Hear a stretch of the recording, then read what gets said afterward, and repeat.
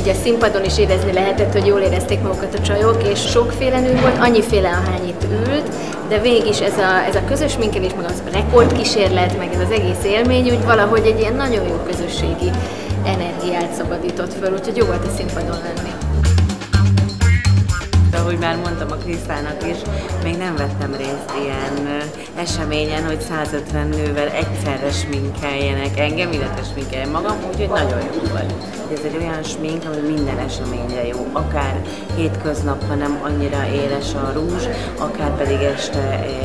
ha megjelenik bárhol valaki egy rendezvényen, vagy csak egy csajos bulin, ez ilyen örök szerintem, ez a smink.